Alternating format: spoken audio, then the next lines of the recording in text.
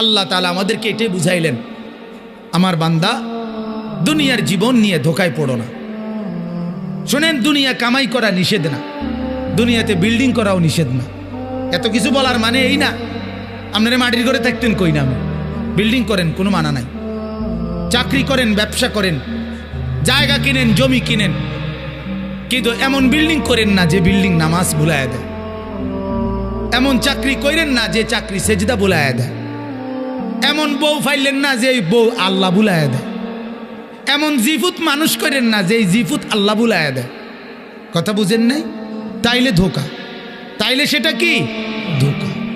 আর যদি আল্লাহকে রাজি রেখে, আখিরাত ঠিক রেখে, সেজদা ঠিক রেখে, হালাল ঠিক রেখে, বন্দিগি ঠিক রেখে আপনি যদি পুরা 200 তালাও বানান, এতে কোনো গুনাহ নেই।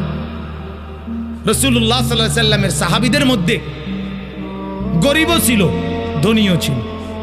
হযরত আবু হুরায়রা রাদিয়াল্লাহু তাআলা আনহু মসজিদে নববীর বারান্দায় উনি মাঝে মাঝে উপর হইয়া পড়ে, এরকম মৃগী রুগী কাঁপতো, যেভাবে ওনার পুরা শরীর কাঁপতো উনি। আর অন্যান্য সাহাবীরা কাছে এসে ওনাকে বলতো, আবু হুরায়রা তোমার বুঝি মৃগী রোগ? হযরত আবু হুরায়রা হাদিসে আছে, উনি চোখের পানি ছেড়ে দিয়ে বলতেন, ওয়াল্লাহি মা বি ইল্লাল জু'। আল্লাহর কসম সাহাবীরা, আমার কোনো রোগ না রে ভাই, আমার পেটের ক্ষুধা, ক্ষুধার কষ্টে আমি কাঁপতেছি। আবু হুরায়রা এমন অভাবী ছিলেন। আবার সাইয়্যিদুনা উসমান, নবীর সাহাবী, আল্লাহর নবীর সাহাবী উসমান, নবীজি বলছেন একদিন সাহাবীদের মজমায় একদিকে তাকাইয়া বলছেন, যুদ্ধের জন্য ফান্ড কালেকশন করতেছে, দান। আল্লাহর নবী বলেন, এদিক থেকে আছো কে? যুদ্ধের জন্য দান করবা। উসমান বললেন দাঁড়ায়া, 100 উট আল্লাহর রাস্তায় দান করলাম। আল্লাহর নবী এদিক দিয়ে হাত বাড়ায় বলছে, এদিকে আছো কে? আল্লাহর রাস্তায় দান করবা। উসমান ওই দিক দিয়ে ঘুরে এসে এনে আইয়া দাঁড়াইয়া কয়, 100 উট আল্লাহর রাস্তায় দান করলাম। 200 হইল। মাঝ বরাবর হাত দেখাইয়া নবী বলছে, এদিকে কে আছো? আল্লাহর রাস্তায় যুদ্ধের জন্য দান করবা। উসমান এখানে এসে বলছে, আল্লাহর রাস্তায় আরো 100 উট আল্লাহর রাস্তায় দান করলাম। 300 হইল। ভাইয়া 6 বার নবীজি বলছে, আর কে, আর কে, আর কে? 6 বারই উসমান দাঁড়াইয়া দাঁড়াইয়া বলছে, 100, 100, 100, 100, 100, 100, 600। কয়শো? 600 উট। এবার আল্লাহর নবী হাসি দিছে, হাসি দিছে। আর উসমান দাঁড়াই আবার বলছে, ইয়া রাসূলুল্লাহ 100 ঘোড়াও আল্লাহর রাস্তায় দান করলাম। নবীজি খুশিতে চেহারা মুবারক, নূরের চেহারা চিকচিক করছে। হযরত উসমান বলছে, ইয়া রাসূলুল্লাহ একটু অপেক্ষা করেন, আমার দান করা শেষ হয় নাই, আমি ঘরের থেকে একটু আইতে আসি। হযরত উসমান ঘরে গেছেন, রুমাল বিছিয়ে দিয়া বিবিকে বললেন, স্বর্ণ গহনা অলংকার যা আছে সব দাও। স্ত্রী বললেন, কেন? বড় কোনো পার্টি, উনি ব্যবসায়ী ছিলেন তো, বড় কোনো মহাজন, বড় লেনদেন মানে বড় পুঁজি খাটাইতেছেন নাকি? হযরত উসমান বললেন, হ্যাঁ বিবি, আজ আরশে আজিমের মালিকের সাথে পুঁজি খাটাইতেছে। আজকের মহাজন সবচেয়ে বড় মহাজন,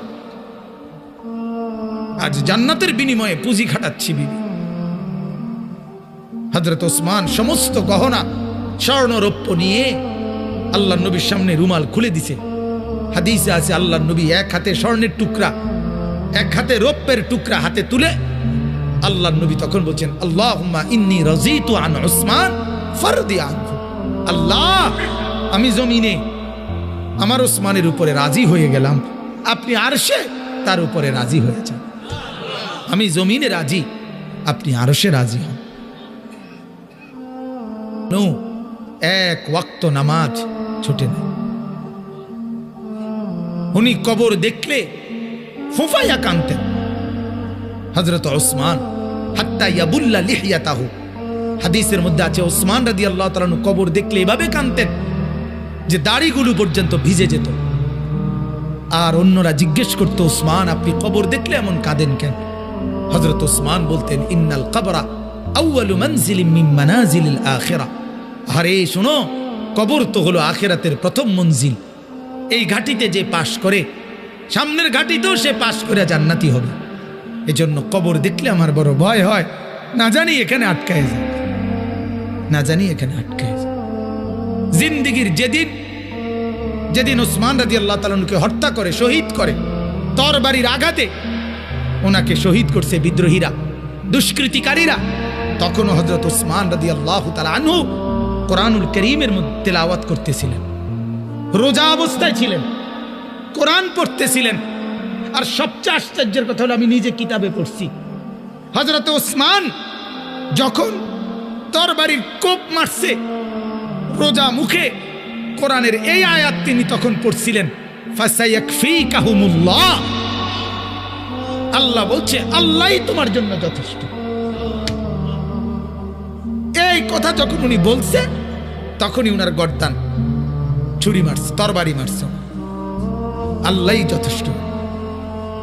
কি ভাই, সম্পদ উনাকে আল্লাহ ভুলায় নাই, ঠিক না বলেন? আবার ওই দুর্বল সাহাবী আবু হুরায়রা ক্ষুধার্ত কাঁপতেছে, কিন্তু মসজিদের বারান্দা, মানে ক্ষুধার্ত, অভাব, তাকে আল্লাহ ভুলায় নাই। কথা বলেন? এজন্য এটা মনে রাখা চাই, উভয় হালাত ফিকির করা, উভয় অবস্থা মিলানো। অটোর ড্রাইভার, অটো যেন আল্লাহ না ভুলায়। রাজপ্রাসাদের মালিক, রাজপ্রাসাদও যেন আল্লাহ না ভুলায়। ঠিক আছে না ইনশাআল্লাহ? হ্যাঁ, কারো দিলে যদি লাগে কোরআনের কথা, এজন্যই বলা। আল্লাহ আমাদেরকে তৌফিক দান করেন। আল্লাহ তাআলা বলেন, যদি বুঝতে, লাউ কানু ইয়ালামুন, আমার বান্দা আখিরাতের জীবনী, আসল জীবন, দুনিয়া তামাশা, দুনিয়া খেলাধুলা, কিছুক্ষণ, অল্প কিছুক্ষণ, দেখতে দেখতে না, দেখতে দেখতে না, দেখতে দেখতে না। প্রতিদিন মানুষ কবরে যাচ্ছে, প্রতিদিন মৃত্যুর এলান হইতেছে। আমার কাছে এখানে তো মনে হয় এমন কোনো সপ্তাহ নাই, যে সপ্তাহ আজকেও এমন কোনো সপ্তাহ নাই এখানে। আর এখানের মানুষ, আমার একটা অনুভূতি আর কি, আপনাদের সমাজের মানুষরা, আপনাদের মধ্যে আমি আইসা দেখছি, আমার আজকে 6 বছরের জীবনে আমি এই ময়নামতি অঞ্চলে সবচেয়ে বেশি দেখছি যে জানাজার নামাজে সকল স্বজন একত্রিত হয়। এটা আমি আমাদের দেশে দেখিনি। আমাদের লাকসাম, নাঙ্গলকোট, বা আমি আগে মুরাদনগর ছিলাম 11 বছর, ওইখানে আমি দেখি নাই এটা। এখানে এটা দেখছি যে এই জানাজার কথা শুনলে দেখি সব আইসা হাজির হয়। তাহলে আপনারা প্রতিনিয়ত নিজেদের আত্মীয় স্বজনের লাশ দেখতেছেন, এরপরও আপনারা আখিরাত ভুলেন কেমনে? কথা বুঝেন না? এত লাশ দেখবার পরেও আখিরাত ভুলেন কেন? এত জানাজা পড়বার পরেও আখিরাত ভুলেন কেন? প্রতিদিন আপনাদের চতুর্দিকের মাইকে এলান হয়, আজমক আজমক আজমক। আমার শায়েখ আল্লামা মুফতি মুশতাকুন নবী সাহেব হযরতে কথা প্রায় বলে, হায় একদিন, আজ কিংবা কাল অচিরেই এলান হবে, আজ মুশতাকুন নবীর মৃত্যু হলো। হযরত ওমর এই কথা প্রতিদিন বলতেন, কুল্লা ইয়াউমিন ইউকালু মাতা ফুলান মাতা ফুলান।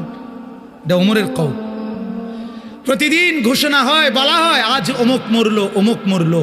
ওয়ালা বুদ্দা মিন ইয়াউমিন ইউকালু, অচিরেই নিশ্চিত একদিন আসবে যেদিন ঘোষণা হবে মাতা ওমর, ওমরের মৃত্যু হলো।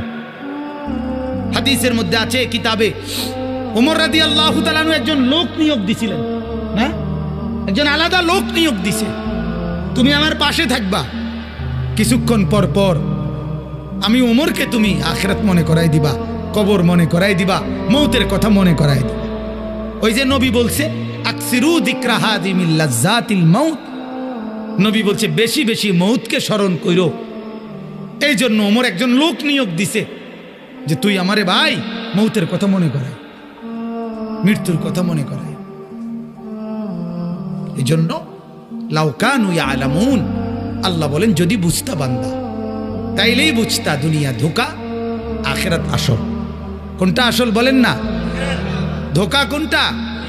গুরুর, গুরুর, মাতাউল গুরুর, ধোকা ধোকা ধোকা, যৌবন ধোকা, রূপ ধোকা, ধোকা, দালান বিল্ডিং ধোকা, সোফা এগুলো ধোকা। যত সুন্দর যত মজবুত কাঠ, 20 বছর পরে আমার বংশের পরবর্তীরাই বলবে এগুলো চলে না। ঠিক না বলেন? হ্যাঁ, এগুলা চলে না। আমার জ্যাঠারে আমি জিগাইছিলাম, জ্যাঠা আমার দাদার আমলের কোনো কিছু আসেনি। আমার জ্যাঠা বলছে না ভাতিজা, একটা কিছু নেই তোরে দেখাবার মতো, কিচ্ছু নেই। আমার জ্যাঠা এখনো বাইচে আছে। হ্যাঁ, কিও ভাই, কেন নাই? আমার জ্যাঠা তার আমার দাদার সন্তান না তো নাই কেন? বাবার কোনো স্মৃতি দুনিয়ার এগুলো নাই। সব নতুন ফার্নিচার, নতুন ঘর, নতুন বাড়ি, সব। তো যে হাত দিয়ে 60 বছর রক্ত পানি করে সাজায় গেলেন, পরবর্তী 60 বছরও তো এগুলো থাকবে না। ঠিক কি না বলেন? কিন্তু সেজদা থাকবে, থাকবে কি না বলেন? থাকবে। আল্লাহ আমাদেরকে বুঝার তৌফিক দান করুক।